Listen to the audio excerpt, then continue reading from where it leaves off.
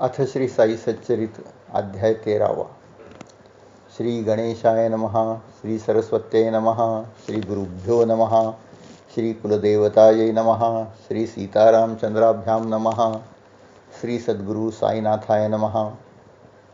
मागील अध्यायात चर्चा केल्याप्रमाणे या अध्यायात भीमाजी पाटलांचा बाबांनी क्षयरोग कसा बरा केला, केवळ दर्शनानेच भीमाजी पाटील कसे बरे झाले याविषयीचं रसाळ वर्णन आहे.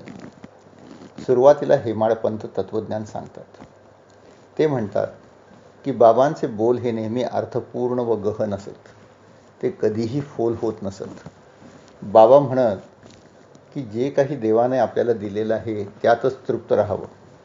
कधीही जास्त का मिळालं नाही याचा विचार करू नये. तुलना करून फक्त स्वतःला दुःखच होणार. अर्थात हे जमणं सोपं नाही. त्यासाठी सुद्धा देवाची कृपा लागते. मी फकीर असून सुद्धा माझी सुद्धा तारांबळ उडते आणि याला कारण म्हणजे ईश्वराची माया. तिच्यापुढे ब्रह्मदेव सुद्धा विचलित होतो. मग माझ्यासारख्या दुबळ्या फकीराचा काय पाड. या मायेला दूर ठेवण्याचा एकच उपाय तो म्हणजे सतत हरीचे नामस्मरण. तेव्हाच माणूस चिंतामुक्तपणे जगू शकतो. जेव्हा एखादा माणूस माझ्या भजनी लागतो तेव्हाच त्याला माझ्यातल्या देवाच्या खुणा दिसू लागतात. असा भक्तच माझी मनापासून भक्ती करतो आणि मग अशा भक्तासाठी मलाही 7 समुद्र पालथे घालावे लागले तरी मी ते करतो. मी त्यांचे कल्याण करतो. यावर विश्वास ठेवाल तर तुमचे भले होईल. आता मागच्या अध्यायात लिहिल्याप्रमाणे भीमाजी पाटलाची कथा सुरू करू. माणसाचं कर्मतंत्र सतत त्याच्या मागे लागलेलं असते. बरं, कर्म ही याच जन्माची असतील असं नाही. ती मागच्या जन्माची सुद्धा असतात. मागच्या जन्माची असली तरी ती सुद्धा कुठल्या तरी जन्माला आपल्या मागे शोधत येतातच आणि आपल्याला गाठतात. ती भोगायलाच लागतात. माणसाला हे ठाऊक असतं. त्याला सत्कर्म करण्याची इच्छा असते. तरीसुद्धा नकळत तो कुकर्मांच्याकडे ओढला जातो. नाही नाही म्हणत त्याच्या हातून कुकर्म होतात. त्याला पापं लागतात. आणि जे भक्त जे भक्त नेहमी हरिभजन करतात अशांचाच मागं कुकर्म नाही लागत.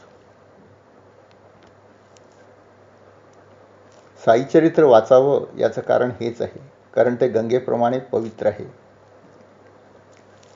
पुणे जिल्ह्यातील जुन्नरच्या भीमाजी पाटलांचं असंच झालं. ते सुखसंपन्न व आनंदी गृहस्थ होते. आल्या गेल्याला अन्नदान करून सेवा करत. साईभक्त नानासाहेब चांदोरकरांचे ते मित्र होते. पण त्यांचे कोणते तरी मागच्या जन्माचे कर्म त्यांच्या मागे लागलेले असावे. 1909 पासून त्यांना ताप व खोकला झाला आणि तो बरा होईना. खोकताना रक्त पडू लागले आणि हा क्षयाचा खोकला असल्याची जाणीव झाली. हकीम वैद्यांचे उपचार झाले पण व्याधी काही हटेना.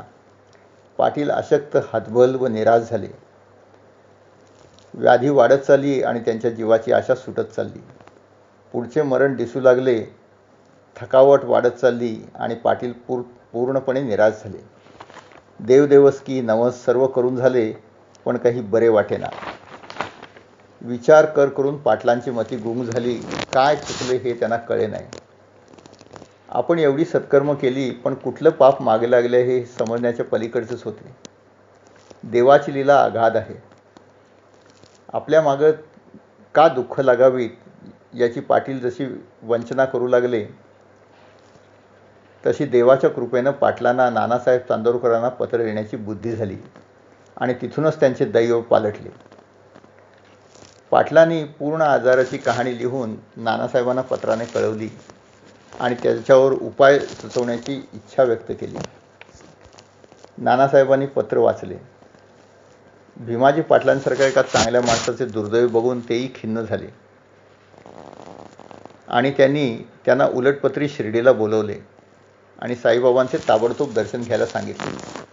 साईंच्या दर्शनाने सर्व दुःखांचे निवारण होईल याची खात्री दिली. क्षयरोगच काय, महारोगसुद्धा तात्काळ नाहीसा होतो असे लिहिले आणि ताबडतोब शिर्डीला येण्याची आज्ञा केली. अर्थातच पाटलांना मोठा दिलासा वाटला आणि ताबडतोब सर्व सामान बांधून भीमाजी पाटील शिर्डीला पोचले.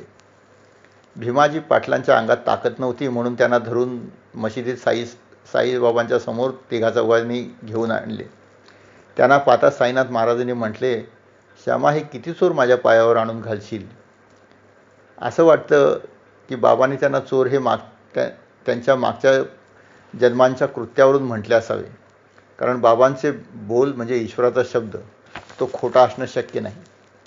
भीमाजी साईंना शरण गेले आणि त्यांना कृपा करण्याची प्रार्थना केली आणि जीवनदान देण्याची विनवणी केली. बाबांना दया आली. त्यांनी पाटलांना सर्व काही चांगले होईल असं आश्वासन दिले आणि सांगितले की या मशिदीच्या पायी जो लागला त्याचं कल्याण होणारच, त्याच्या पापांचा अंत तिथंच होतो.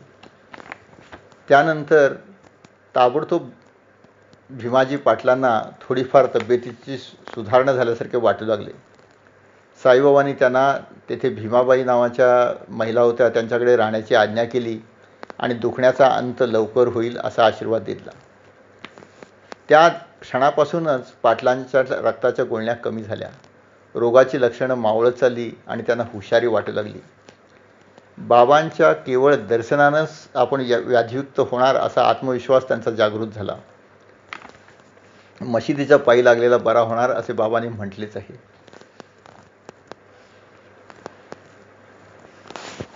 बाबांचा शब्द पाळणे हेच खरं तर औषध आहे. भीमाजी पाटलांना बाबांनी ज्या घरी राहायला सांगितलं तिथली जमीन खरं तर ओली होती, पण भीमाजी पाटलांना माहीत होतं की बाबांचा शब्द म्हणजेच औषध. ते कसं याविषयी एक वेगळी कथा हेमाडपंत लिहितात.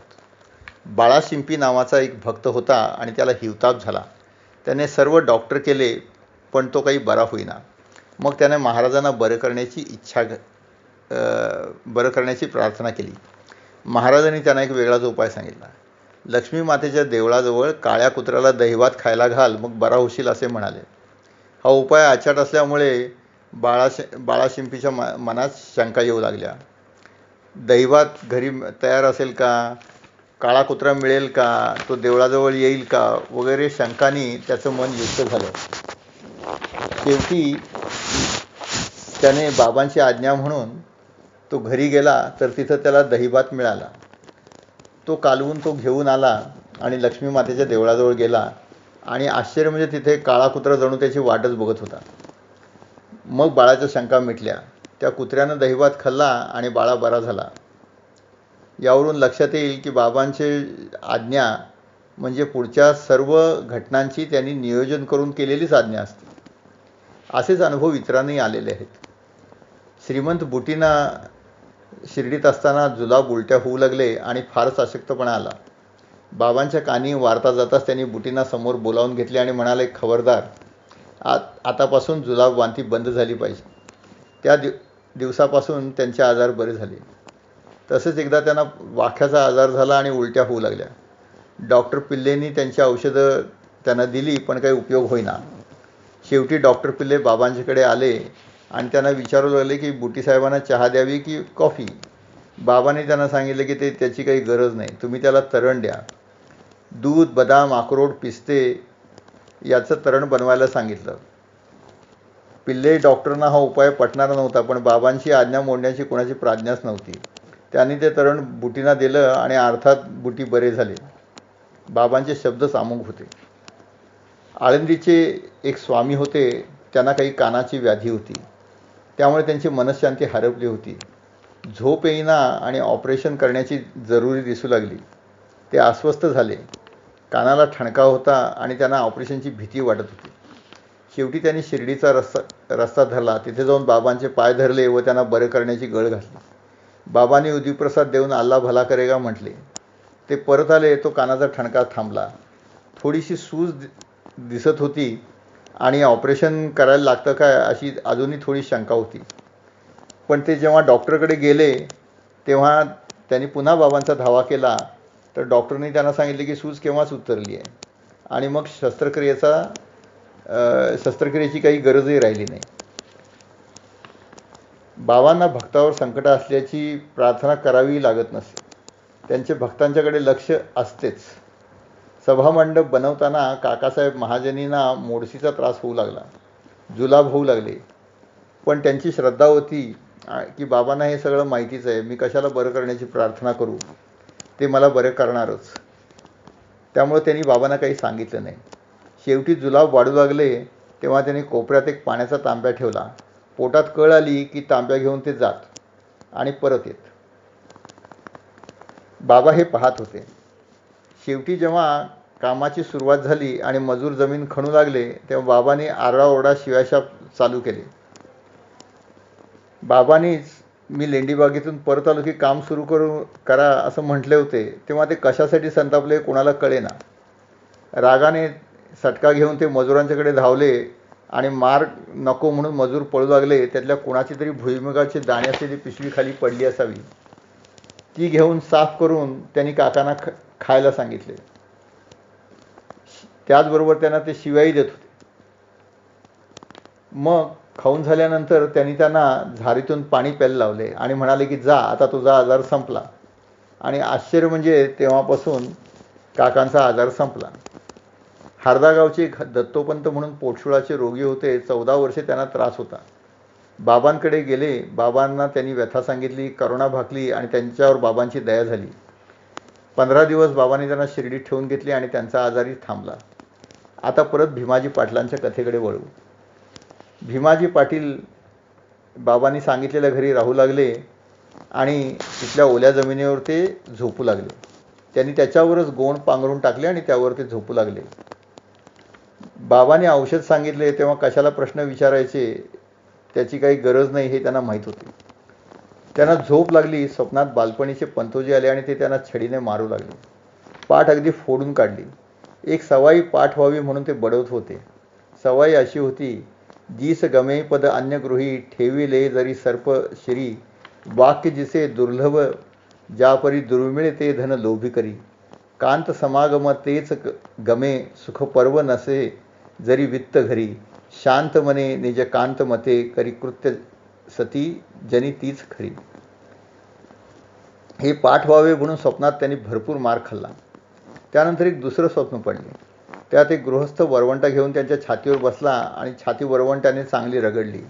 मरणपर्यंत वेदना झाल्या. शेवटी तेही स्वप्न संपले. त्यानंतर त्यांना गाढ झोप लागली आणि सकाळी जाग आली. त्यांना त्यांच्या बाबांच्या दर्शनाची स्वप्नाची पूर्ण आठवण आली आणि रोग बरा झाल्याची त्यांना भावना होऊ लागली. रोगमुक्त होत असल्याची त्यांना खात्री होऊ लागली. ते पुन्हा मशिदीत दर्शनाला गेले आणि बाबांच्या चरणाला त्यांनी मिठीच घातली. त्यांना पुनर्जीवन मिळाल्यासारखे वाटले. त्याचे उपकार कसे फेडणार. त्यानंतर हळूहळू त्यांचा रोग संपला आणि ते पूर्ण बरे झाले. बाबांची स्तुती गात ते आपल्या गावी जुन्नरला पोचले. त्यानंतरही ते वारंवार बाबांच्या दर्शनाला येऊ लागले. घरामध्ये चांगले कार्य झाले की सत्यनारायण करायची पद्धत आहे. तसाच भीमाजींनी सत्यनारायणाचं व्रत घातले. मात्र ते सत्य साई व्रत करू लागले. ते साईबाबांना सत्यनारायणाचा अवतार मानत, कारण त्यांनीच त्यांचा रोग बरा केला होता. ते त्यांची सत्यनारायणाप्रमाणे पूजा करत आणि सत्यनारायणाच्या कथाऐवजी दासगणू लिखित भक्तलीलामृत मधील कथा वाचत. साईच सत्यनारायण याची त्यांची पूर्ण खात्री होती. त्यांचे ते व्रत बघून गावातले इतर लोकही मग सत्य साई व्रत करू लागले. संतांचे चमत्कार किती मोठे असतात पहा. संत हे परमेश्वराचे स्वरूप असतात हे पुन्हा सिद्ध झाले. यापुढील अध्यायात नांदेडच्या एका पारसी गृहस्थाची पुत्रप्राप्तीची आकांक्षा बाबांनी कशी पूर्ण केली याची कथा ऐकूया. श्री सद्गुरू साईनाथार्पणमस्तु. शुभम भवतु शुभम भवतु शुभम भवतु.